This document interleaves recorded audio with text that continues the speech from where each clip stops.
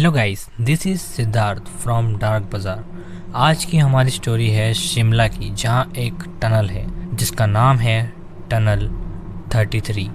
ये बेसिकली एक railway tunnel है जो पुराने दशक में ब्रिटिशर्स द्वारा बनाया गया था और ये तब से ही वर्किंग है। ट्रेन्स यहाँ से आती जाती है एंड ये एक इम्पोर्टेंट टनल है शिमला रेलवेज़ के लिए। एंड यहाँ के लोगों का मानना है कि इस टनल में एक आत्मा है जो वहाँ भटकती है और ये आत्मा है एक ब्रिटिश इंजीनियर की जिसने वहाँ सुसाइड कर लिया था, जिसका कारण मैं आपको आगे बताऊंगा। लेकिन आगे बढ़ने से पहले मैं आपसे एक रिक्वेस्ट करना चाहूँगा कि आप इस चैनल को सब्सक्राइब करें, वीडियो को लाइक करें और कमेंट में डन लिखें। कर दो यार, फ्री है। एनीवेज, ये कहानी है एक टनल नंबर 33 की, जहाँ एक अंग्रेज़ ने सुसाइड किया था और लोग कहते हैं उसकी आत्मा आज भी वहाँ भटकती। और ये जो कहानी है ये हमें बताई गई है एक रेलवे मेंटेनेंस वर्कर की, जिन्होंने ये सारी चीज़ों को एक्सपीरियंस किया था। 2019 में हरीश राणा एक 38 साल के रेलवे एम्प्लॉय थे जो काका शिमला के नैरो गॉज लाइन में काम करते थे। एंड हरीश की लाइफ में काफ़ी स्ट्रगल भी थी। वो एक मिडिल क्लास फैमिली से थे और वो अपने घर को चलाने के लिए काम करते थे। घर में बीवी के साथ एक बेटा और एक बेटी थे। हरीश का नेचर काफ़ी खुश मिजाज था और वो भूत वगैरह जैसी चीज़ों पर ज़्यादा बिलीव नहीं करते थे जब तक उनके साथ ये नहीं हुआ था। एक रात हरीश को कॉल आया कि टनल नंबर 33 पर कुछ गड़बड़ है। जब उसने पता किया तो पता चला कि जो ट्रैक्स हैं वो चेंज हो गए हैं, तो उन्हें ठीक करना होगा। तो हरीश वहां चला गया और टनल में एंटर हुआ। रात के करीब 11 बज रहे थे। हरीश टनल में जाने लगा। शिमला की ठंडी हवाएं और आंधियां बह रही थी। टनल पूरी तरह सुनसान था। हरीश ने अपनी टॉर्च चालू की और चलने लगा। टनल में काफ़ी अंधेरा था और काफ़ी सन्नाटा भी, इतना ज़्यादा था कि हरीश को अपनी सांसों और चलने की आवाज़ टनल में गूंजती हुई सुनाई दे रही थी। हरीश उस स्पॉट को ढूंढ रहा था जहां से ट्रैक्स चेंज होते हैं। तभी उसे किसी और के फुटस्टेप्स सुनाई दिए जो ठीक उसके पीछे से आ रहे थे। हरीश रुक गया और वो फुटस्टेप्स की आवाज़ भी उसके साथ रुक गई। हरीश देखने के लिए पीछे मुड़ा पर वहाँ कोई नहीं था उसके अलावा। उसने सोचा कि ये शायद उसी के पैरों के चलने की आवाज़ आ रही थी। वो स्पॉट ढूंढने लगा। उसे स्पॉट मिला और अपना काम करने लगा। लेकिन जब वो काम कर रहा था तब उसे अपनी गर्दन के पीछे ठंडी होने का एहसास हो रहा था, पर उसने इस बात को इग्नोर किया क्योंकि मौसम बहुत ज़्यादा ठंडा था। लेकिन जब उसे ट्रैक्स को चेंज करने में दिक्कत होने लगी तो उसे अपने पीछे से एक आवाज़ आई, excuse me, can I help you?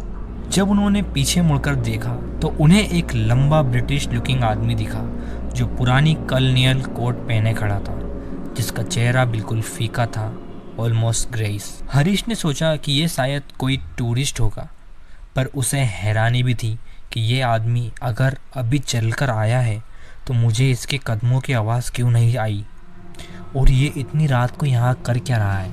ये सोचते हुए जब उसने उस पर टॉर्च मारी तो वहाँ पर कोई था ही नहीं। वहाँ कोई नहीं था। हरीश इतना घबरा गया कि वो बेहोश हो गया। एंड जब उसने जवाब नहीं दिया तो ट्रैक बदलने वाली टीम वहाँ पर पहुँची और उन्होंने हरीश को बेहोश पाया और उसे हॉस्पिटल ले जाया गया। अगले दिन हरीश को हॉस्पिटल में होश आया तो उसने सारी बात बताई। एंड उसमें से एक सीनियर ने कहा वो ब्रॉक था, कर्नल ब्रॉक। तब हरीश को टनल 33 का सच बताया गया।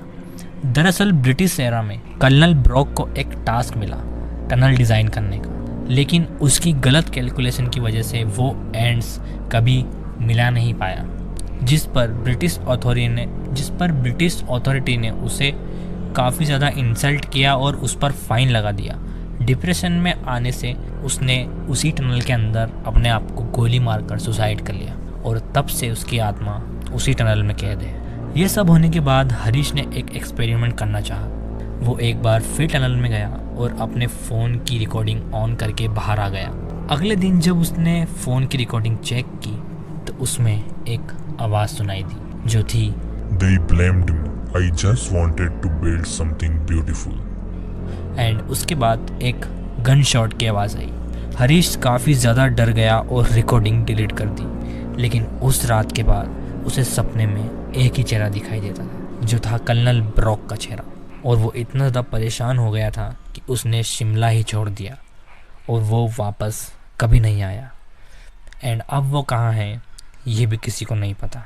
ये सब हो जाने के बाद 2021 में एक टूरिस्ट व्लॉगर रजत शर्मा ने टनल 33 को एक्सप्लोर करने की वीडियो बनाई। उसने वहाँ पर अपने ड्रोन से वहाँ के शॉट्स लिए और अपने होटल में आ गया।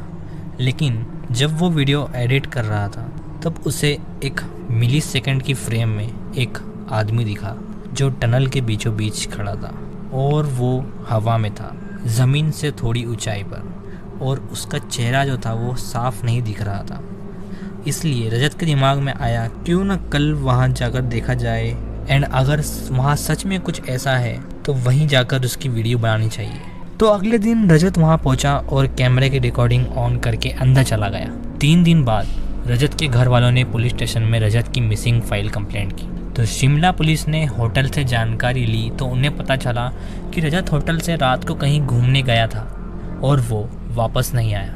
पुलिस ने उसकी लोकेशन ट्रैक की तो उसकी लोकेशन टनल नंबर 33 में पाई गई। और जब पुलिस चेकिंग करने गई तो उन्हें वहाँ सिर्फ रजत का मोबाइल और कैमरा मिला, इसके अलावा कुछ नहीं। रजत का भी कुछ पता नहीं था।